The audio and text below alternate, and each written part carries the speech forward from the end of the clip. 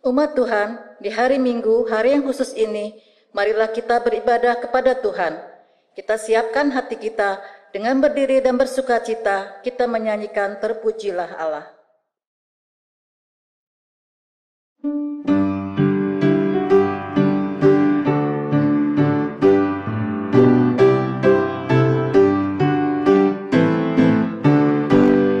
Terpujilah Allah, hikmat-Nya besar, begitu kasih-Nya untuk dunia cemar, sehingga dibilang putra-Nya kudus, mengangkat manusia serta menebus. Pujilah, pujilah, buatlah dunia bergemar, bergemar, mendengar suaranya. Dapatkanlah alam demi putranya, beri puji padanya sebab hikmatnya.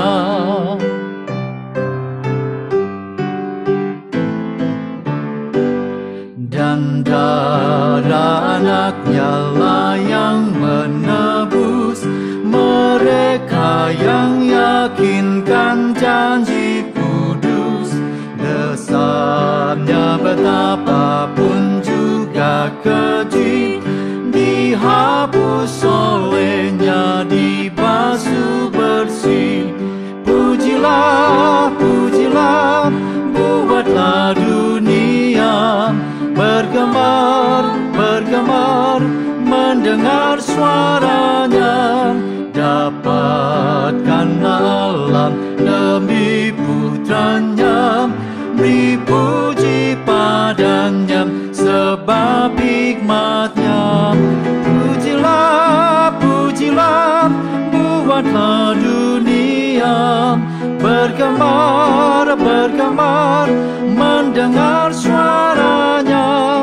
Dapatkanlah alam demi putranya, beri puji padanya sebab hikmatnya, beri puji padanya sebab hikmatnya.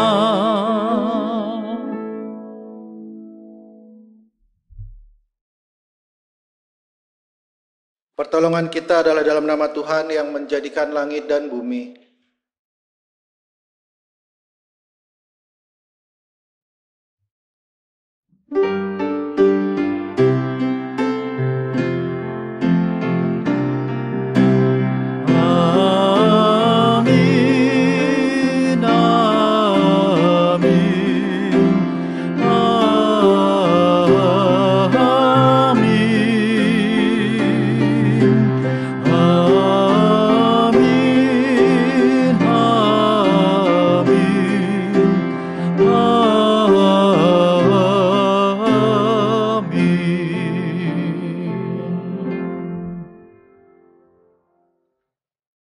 Salam sejahtera bagi saudara-saudara yang datang di dalam nama Tuhan, Tuhan serta saudara. Dan beserta saudara juga.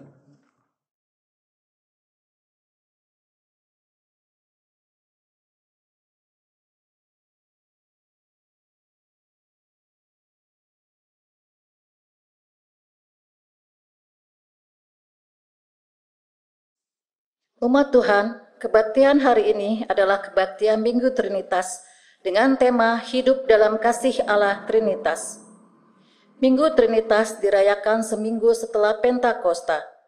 Minggu ini juga sekaligus menjadi minggu terakhir dalam rangkaian Paskah sebelum kita memasuki minggu biasa. Pengajaran tentang Allah Tritunggal bukanlah pengajaran yang mudah untuk dipahami, mengingat keterbatasan kita.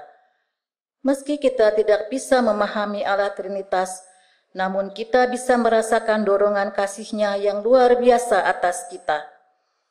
Dalam kasih Allah yang luar biasa itu, Ia menganugerahkan putranya yang tunggal agar kita dapat memperoleh hidup yang kekal. Kasih Allah yang besar inilah yang menjadi daya dorong untuk kita meneladani kasih-Nya dalam hidup kita di dunia ini.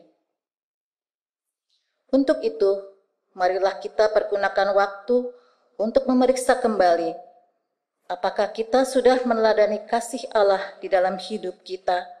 Sudahkah kita mengutamakan kasih dan kerelaan untuk berkorban di dalam kehidupan bersama? Marilah kita datang kepada Tuhan untuk menyesali dan mengakui segala perbuatan salah dan dosa kita di hadapannya. Marilah kita berdoa. Tuhan Bapa kami yang ada di dalam surga, Tuhan sumber segala kebaikan. Kami menyadari keterbatasan kami ya Tuhan. Kami belum dapat menjalani kehidupan ini seturut dengan kehendak-Mu. Tidak jarang dalam kehidupan ini, kami masih sering menyakiti hati sesama kami dengan saudara kami, baik dalam kata-kata dan perbuatan. Kami sering tidak peduli akan sesama kami. Kami merasa sulit untuk mengampuni orang-orang yang telah menyakiti hati kami. Seringkali tinggi hati masih menguasai kami. Kami telah gagal menyatakan kasih-Mu di dalam kehidupan yang kami jalani. Dengan segala kerendahan hati, kami mohon kiranya Tuhan mengampuni segala dosa dan salah yang telah kami lakukan. Kiranya Roh Kudus menerangi kehidupan kami dan terus memperbaharui kami, agar kami dapat melakukan apa yang menjadi kehendak-Mu. Terima kasih Tuhan, di dalam nama Tuhan Yesus kami berdoa. Amin.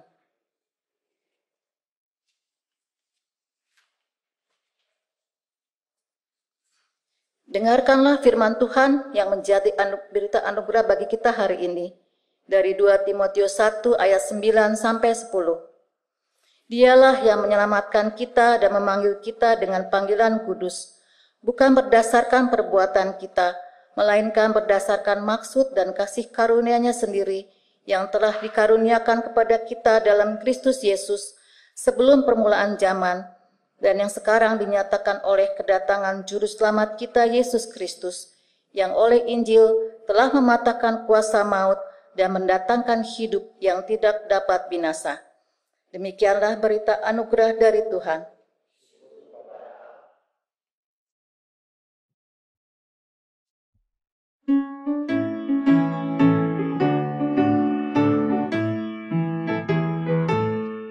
Hidup dalam sukacita, limpah ruah dan penuh. Roh penghibur sudah datang, tinggal dalam hatiku. Sungguh pindalam, sungguh ajaiblah, dan hatiku pun lega. Dalam badai laut damai diberi, nanti ombak kan reda. Bagai sinar sang mentari, bagai angin yang kencang, telah tercurah Roh Ilahi dari surga yang cerah. Sungguh pindalam, sungguh ajaiblah, dan hatiku pun lega. Dalam badai laut damai diberi, nanti ombak kan reda. Sungguh ajaib keselamatan, bertemu muhalisku, dan sempurna kediaman dalam rumah Bapakku. Sungguh pindalam, sungguh ajaiblah, dan hatiku pun lega. Dalam badai laut damai diberi, nanti ombak kan reda.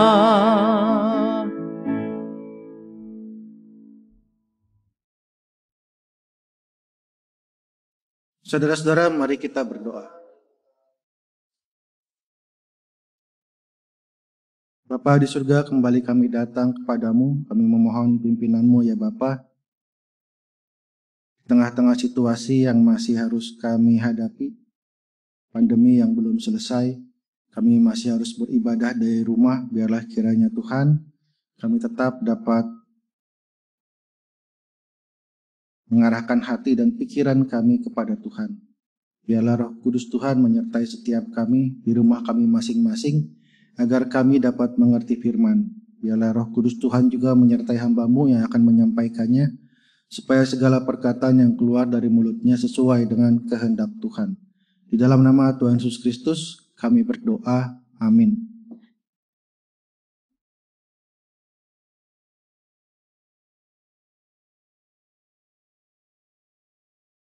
Bacaan pertama dari kitab Yesaya 6 ayat 1 sampai 8. Yesaya mendapat panggilan Allah. Dalam tahun matinya Raja Uzia, aku melihat Tuhan duduk di atas tahta yang tinggi dan menjulang, dan ujung jubahnya memenuhi bait suci. Para serafim berdiri di sebelah atasnya, masing-masing mempunyai 6 sayap. 2 sayap dipakai untuk menutupi muka mereka, 2 sayap dipakai untuk menutupi kaki mereka, dan 2 sayap dipakai untuk melayang-layang. Dan mereka berseru seorang kepada seorang, katanya, Kudus, kudus, kuduslah Tuhan semesta alam, seluruh bumi penuh kemuliaannya. Maka bergoyanglah alas ambang pintu disebabkan suara orang yang berseru itu, dan rumah itu pun penuhlah dengan asap. Lalu kataku, celakalah aku binasa, sebab aku ini seorang yang najis bibir, dan aku tinggal di tengah-tengah bangsa yang najis bibir. Namun mataku telah melihat Sang Raja, yakni Tuhan semesta alam. Tetapi seorang daripada serafim itu terbang mendapatkan aku. Di tangannya ada bara yang diambilnya dengan sepit dari atas mezbah. Ia menyentuhkannya kepada mulutku serta berkata, Lihat, ini telah menyentuh bibirmu, maka kesalahanmu telah dihapus dan dosamu telah diampuni. Lalu aku mendengar suara Tuhan berkata, Siapakah yang akan kuutus, dan siapakah yang mau pergi untuk aku? Maka sahutku, Ini aku, utuslah aku. Demikianlah sabda Tuhan. Syukur kepada Allah.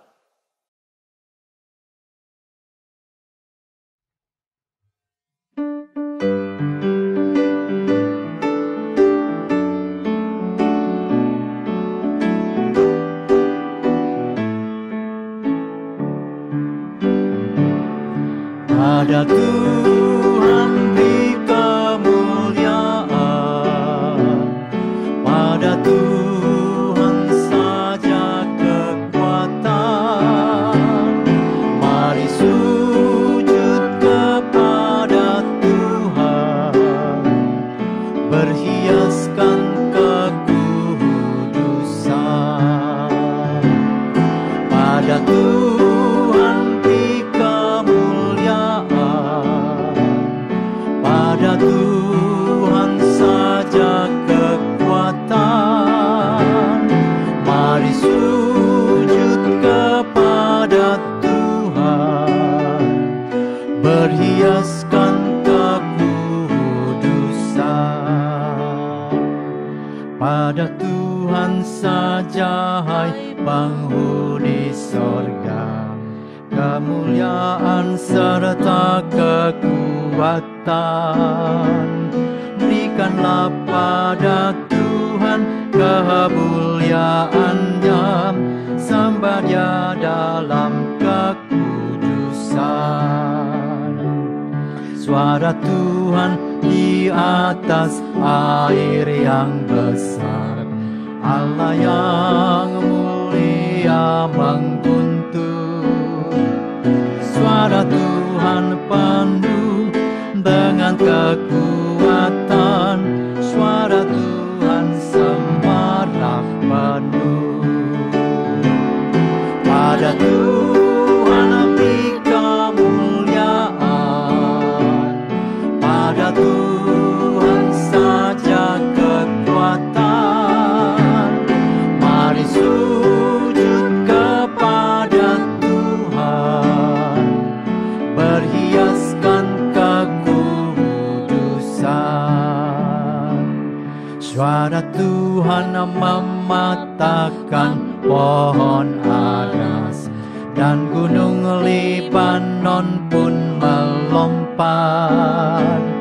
Gunung Sirion melompat bagai anak banteng, suaranya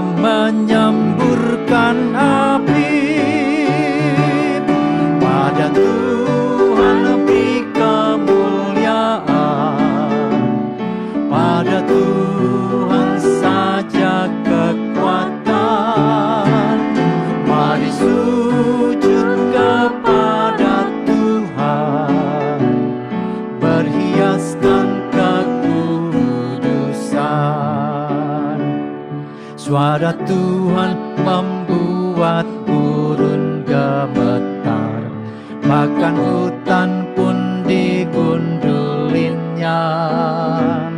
Tiap orang berseru di dalam bait-Nya, pada Tuhan segala hormat. Tuhanlah datang di atas firman sebagai Raja selamanya. Tuhan kiranya memberikan kekuatan dan berkat sejahtera seluruh umat-Nya. Pada Tuhan beri kemuliaan, pada Tuhan saja kekuatan. Mari sujud kepada Tuhan, berhiaskan kekudusan.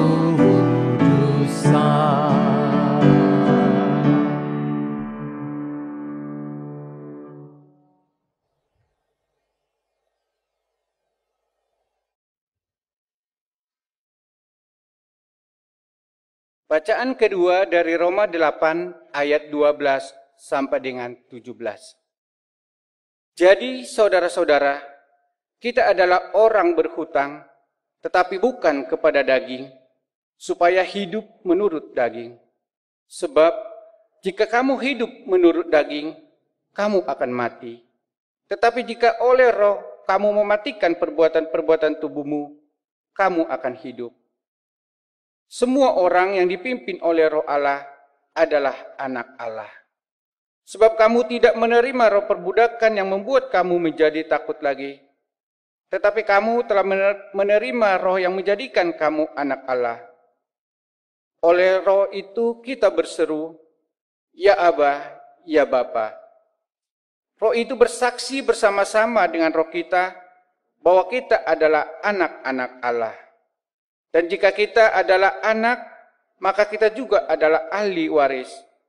Maksudnya orang-orang yang berhak menerima janji-janji Allah, yang akan menerimanya bersama-sama dengan Kristus, yaitu jika kita menderita bersama-sama dengan Dia, supaya kita juga dipermuliakan bersama-sama dengan Dia. Demikianlah sabda Tuhan. Syukur kepada Allah.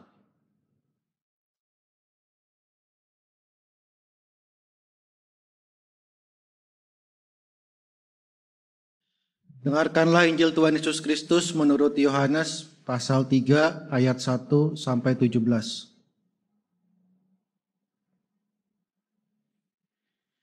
Ada seorang Farisi yang bernama Nikodemus, seorang pemimpin agama Yahudi. Ia datang pada waktu malam kepada Yesus dan berkata, "Rabi, kami tahu bahwa engkau datang sebagai guru yang diutus Allah. Sebab tidak ada seorang pun yang dapat mengadakan tanda-tanda yang engkau adakan itu jika Allah tidak menyertainya."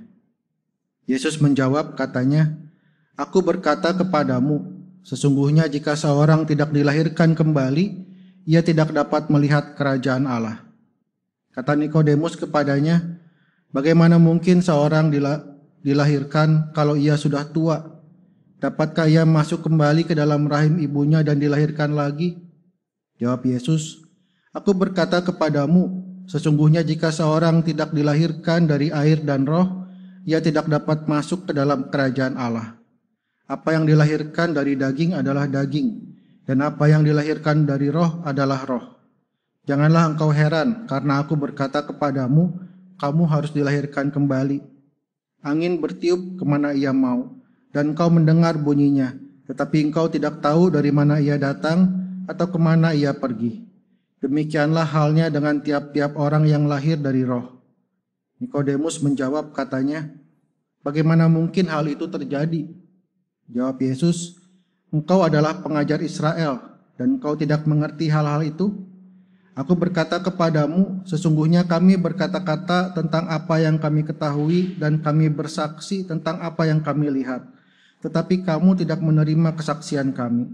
Kamu tidak percaya waktu aku berkata-kata dengan kamu tentang hal-hal duniawi. Bagaimana kamu akan percaya kalau aku berkata-kata dengan kamu tentang hal-hal sorgawi? Tidak ada seorang pun yang telah naik ke sorga selain daripada Dia yang telah turun dari sorga, yaitu Anak Manusia. Dan sama seperti Musa meninggikan ular di padang gurun, demikian juga Anak Manusia harus ditinggikan, supaya setiap orang yang percaya kepadanya beroleh hidup yang kekal. Karena begitu besar kasih Allah akan dunia ini, sehingga Ia telah mengaruniakan anaknya yang tunggal, supaya setiap orang yang percaya kepadanya tidak binasa, melainkan beroleh hidup yang kekal. Sebab Allah mengutus anaknya ke dalam dunia, bukan untuk menghakimi dunia, melainkan untuk menyelamatkannya oleh Dia. Demikianlah Injil Tuhan Yesus Kristus. Berbahagialah mereka yang mendengarkan firman Allah dan yang memeliharanya. Haleluya. Haleluya, haleluya, haleluya.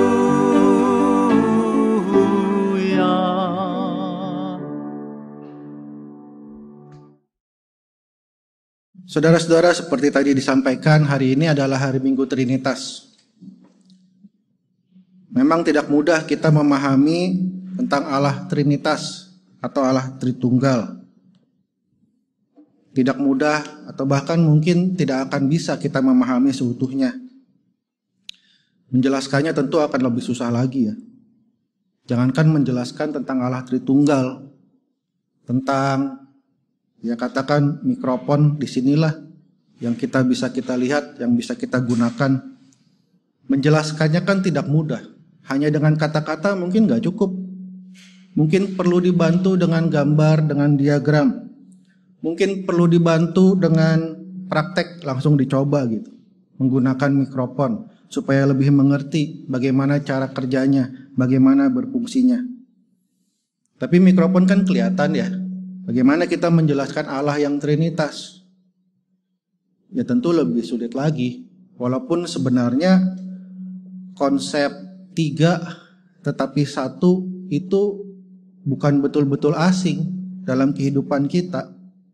Kita tahu kalau manusia punya tubuh, jiwa, dan roh. Itu hitungannya berapa? 3 atau 1? 1 kan? Ya kan? Tetap 1 orang gitu. Waktu manusia mati, rohnya terpisah. Tubuhnya hancur, rohnya kembali ke pencipta. Atau kalau dia hidupnya gak benar, mungkin gentayangan rohnya. Atau ya katakan gak percaya roh, ateis misalnya ya. Tapi pasti tetap percaya kalau tubuh manusia itu punya tubuh fisik, juga ada jiwa. Ada 2, tetapi tetap dihitung sebagai 1. Kita tahu ada dokter yang ngurusin urusan fisik, ada juga dokter yang ngurusi kesehatan jiwa. Itu kan berbeda. Tubuh dan jiwa itu berbeda. Ada orang yang secara fisik mungkin sakit, tapi jiwanya belum tentu ikut sakit gitu. Jiwanya bisa aja dia sakit, tapi tetap bersukacita misalnya. Jiwanya tetap sehat. Atau sebaliknya, jiwanya sakit, fisiknya bisa sehat. Berbeda antara tubuh dengan jiwa. Tapi 1 orang. Tubuh, jiwa, dan roh. Ada 3, tetapi 1. Mana yang lebih penting di antara ketiganya? Mana kira-kira Pak? Sama pentingnya, sebab kurang 1 aja. Maka dia bukan lagi manusia yang utuh. Tubuh, jiwa, gak ada rohnya, ya berarti gak hidup ya. Bukan lagi manusia gitu, tetapi mayat. Gak ada tubuhnya, ya tadi cuma rohnya, ya gentayangan berarti. Bukan manusia utuh. Allah Trinitas punya konsep yang mirip, tidak sama persis, mirip. Ada Bapa, Putra, dan Roh Kudus. Ada 3, tetapi 1. Bapa, Putra, dan Roh Kudus setara. Tetapi berbeda dengan tubuh, jiwa, dan roh. kalau satu nggak ada berarti nggak utuh. Allah Trinitas masing-masing pribadi utuh. Tuhan Yesus ya Allah seutuhnya, bukan sepertiga Allah. Sehingga ketika Tuhan Yesus mengampuni dosa, yaitu Yesus yang ilahi. Bukan cuma sepertiga dosa yang diampuni.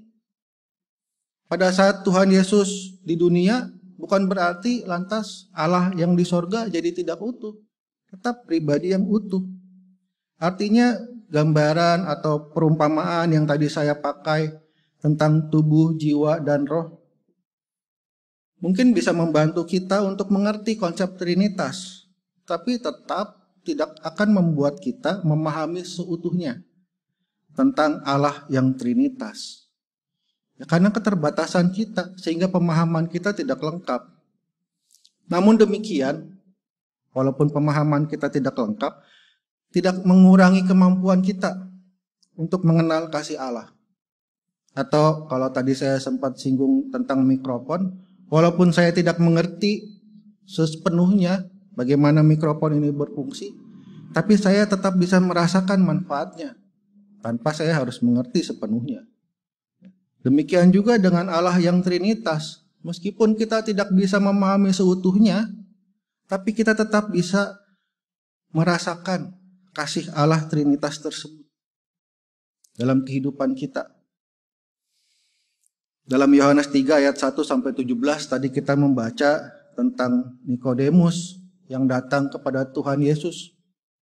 Nikodemus yang kalau kita perhatikan, dia melandaskan iman pada hal-hal yang lahiriah.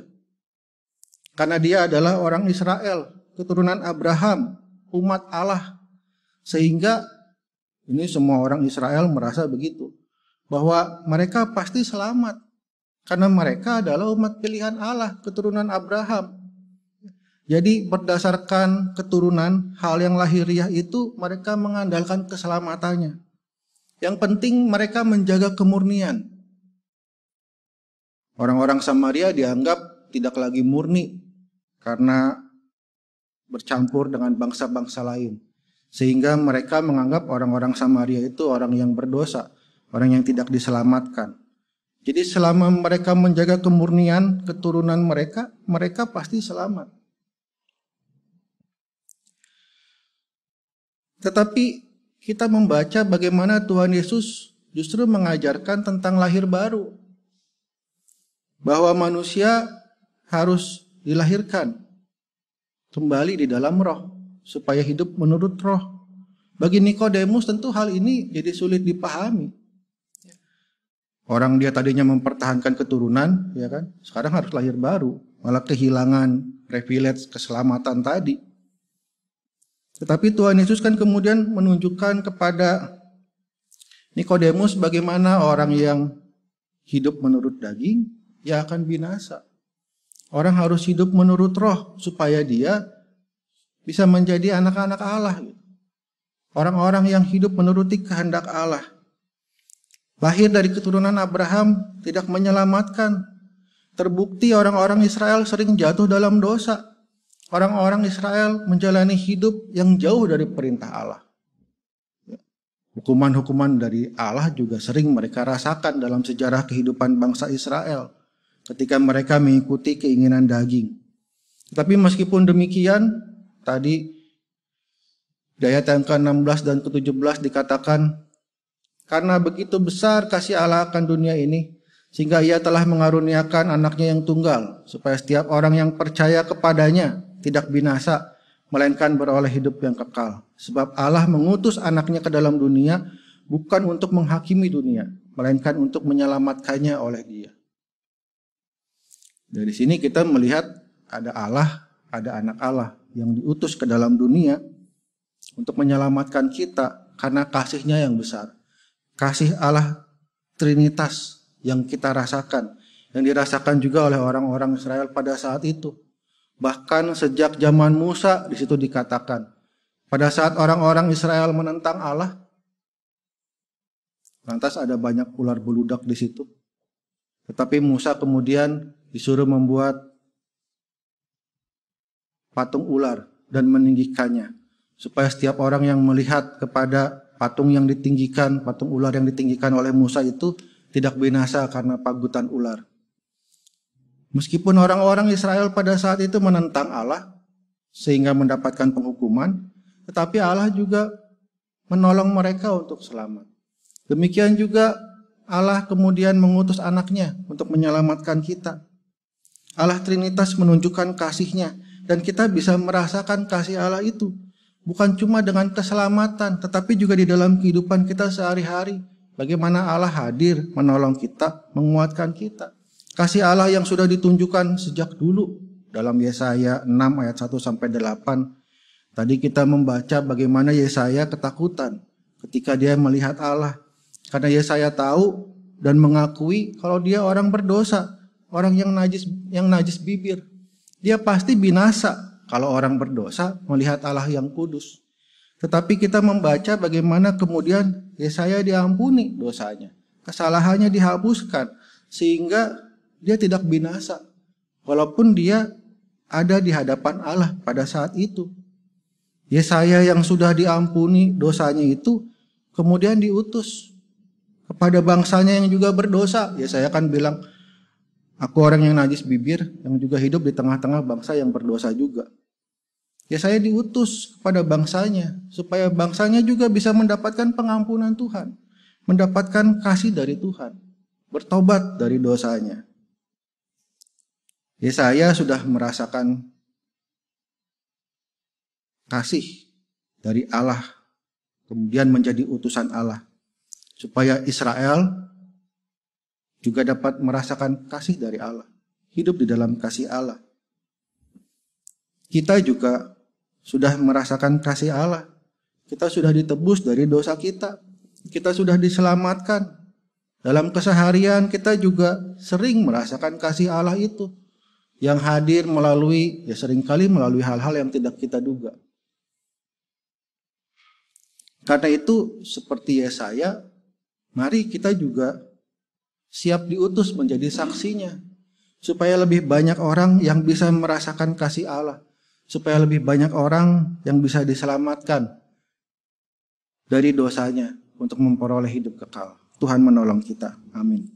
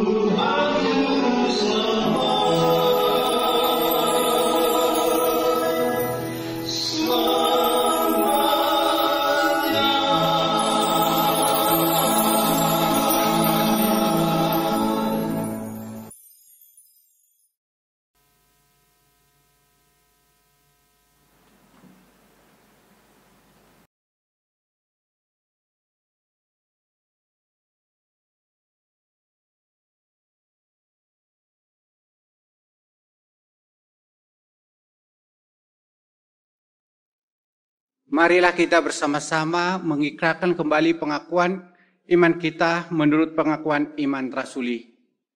Aku percaya kepada Allah, Bapa yang Maha Kuasa, Khalik langit dan bumi, dan kepada Yesus Kristus, Anak yang tunggal Tuhan kita, yang dikandung daripada Roh Kudus, lahir dari anak darah Maria, yang menderita sengsara di bawah pemerintahan Pontius Pilatus, disalibkan, mati dan dikuburkan, turun kerajaan maut. Pada hari yang ketiga, bangkit pula dari antara orang mati, naik ke surga, duduk sebelah kanan Allah, Bapa yang Maha Kuasa, dan di sananya akan datang untuk menghakimi orang yang hidup dan mati. Aku percaya pada Roh Kudus, gereja yang kudus dan am, persekutuan orang kudus, pengampunan dosa, kebangkitan orang mati, dan hidup yang kekal. Amin.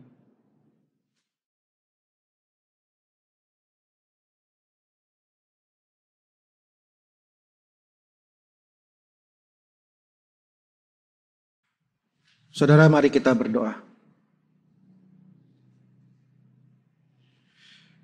Bapa di surga, kami bersyukur untuk kasih karunia-Mu di dalam kehidupan kami, yang sudah memberi kami hidup yang baru. Mampukan kami ya Tuhan untuk dapat menjalani hidup di dalam roh, menjalani hidup di dalam ketaatan, supaya kami pun dapat menjadi anak-anak Allah yang menjadi berkat buat orang-orang di sekitar kami. Mampukan kami ya Tuhan untuk dapat menjadi saksi-saksi Tuhan, supaya bukan saja kami yang dapat menerima anugerah keselamatan, tetapi semakin banyak orang yang juga menerima anugerah dari Tuhan. Kami mau berdoa ya Tuhan untuk saudara-saudara kami yang mungkin pada saat ini sedang mengalami sakit. Kiranya Tuhan boleh menolong, Tuhan memberkati setiap pengobatan yang dilakukan, supaya melalui obat-obatan itu sakit penyakitnya boleh diringankan, bahkan diberikan kesembuhan. Kami mau berdoa bagi mereka yang bergumul dalam kesulitan ekonomi akibat situasi pandemi yang kami alami sudah cukup lama ini. Biarlah kiranya Tuhan boleh menolong mereka, memampukan mereka untuk dapat memiliki kreativitas sehingga di masa-masa sulit ini bisa tetap mendapatkan penghasilan untuk kebutuhan keluarganya. Kami mau berdoa juga ya Tuhan untuk bangsa dan negara Indonesia, untuk pandemi yang belum sepenuhnya selesai, untuk proses vaksinasi yang juga masih berjalan.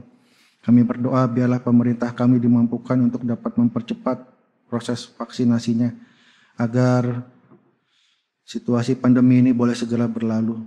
Biarlah hikmat Tuhan juga boleh memampukan pemerintah untuk dapat menolong mereka-mereka yang mengalami kesulitan ekonomi sebagai dampak dari pandemi, supaya pemerintah juga dapat membukakan lapangan-lapangan pekerjaan yang baru. Kami berdoa untuk situasi politik di Indonesia yang akhir-akhir ini sering melakukan demo-demo, berkerumun, banyak orang mengabaikan protokol kesehatan. Biarlah Tuhan boleh menolong supaya masyarakat di Indonesia juga boleh menyadari situasi yang sedang dihadapi dan boleh bersama-sama dengan pemerintah untuk berjuang menghadapi pandemi ini, senantiasa menjaga protokol kesehatan dimanapun ada, sehingga penyebaran virus corona boleh terkendali. Kami berdoa juga ya Tuhan untuk gereja Tuhan yang sebagian besar masih harus melaksanakan ibadahnya secara online. Biarlah Tuhan boleh menolong supaya ibadah-ibadah yang dilaksanakan dapat berjalan dengan baik, dengan lancar, tidak terkendala oleh gangguan-gangguan teknis. Dan biarlah juga firman yang disampaikan tetap dapat menjadi berkat bagi setiap umat Tuhan yang mendengarkan. Kami berdoa juga ya Tuhan untuk rencana renovasi GKI Pakis Raya yang harus tertunda juga karena pandemi. Biarlah kiranya Tuhan boleh menolong, memberi hikmat bagi kami semua. Tuhan boleh membukakan pintu-pintu berkat juga supaya kebutuhan dana yang dibutuhkan dapat tercukupi. Terima kasih ya Tuhan. Inilah doa-doa syafaat kami yang kami naikkan di dalam nama anak-Mu Tuhan kami Yesus Kristus. Amin.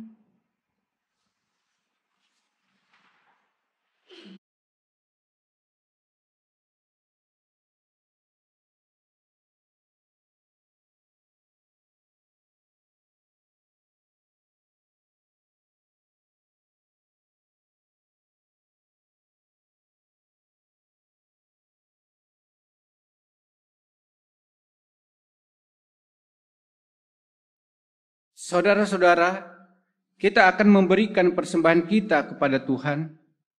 Persembahan dapat diberikan melalui transfer ke rekening GKI Pakis Raya ataupun dengan menyimpannya di dalam amplop untuk kemudian membawanya ke gereja pada saat kita sudah dapat beribadah kembali. Kita akan melandasi persembahan kita dengan firman Tuhan dalam Mazmur 119 ayat 108. Kiranya persembahan sukarela yang berupa puji-pujian berkenan kepadamu ya Tuhan, dan ajarlah hukum-hukum-Mu kepadaku.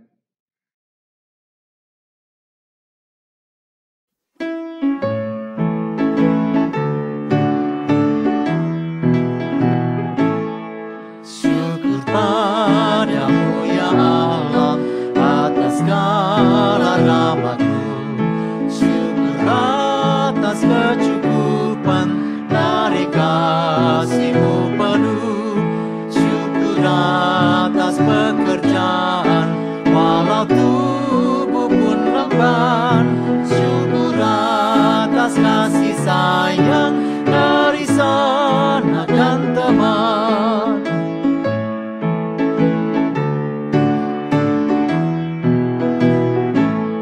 Syukur atas keluarga penuh kasih yang mesra. Syukur atas perhimpunan yang memberi sejahtera. Syukur atas kekuatan kala duka dan kesal. Syukur atas pengharapan kini dan selamanya.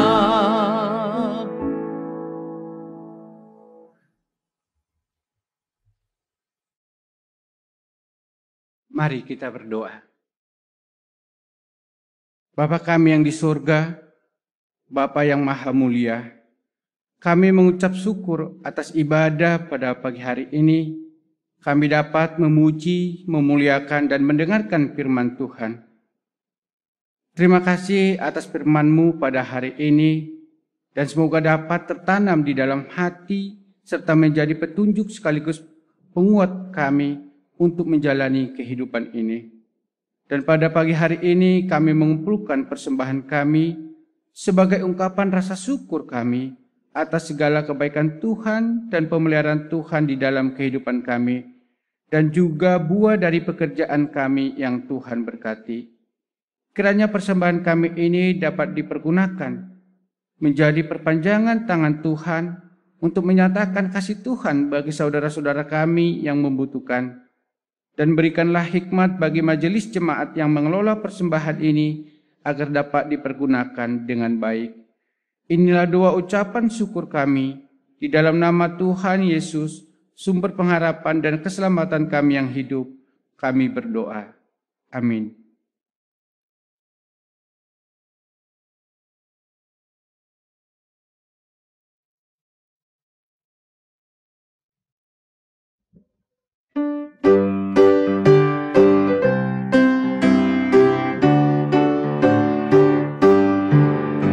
Ya Tuhan, Kaulah penebus yang berikan darah-Mu menjadi kurban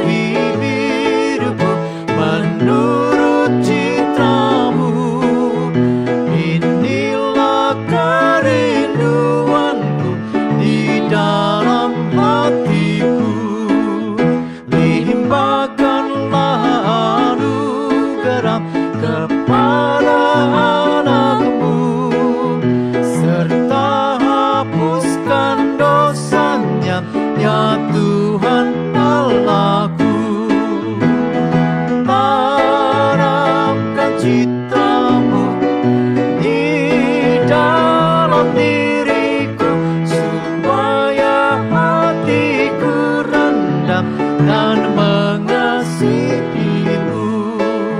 supaya hatiku rendah dan mengasihimu.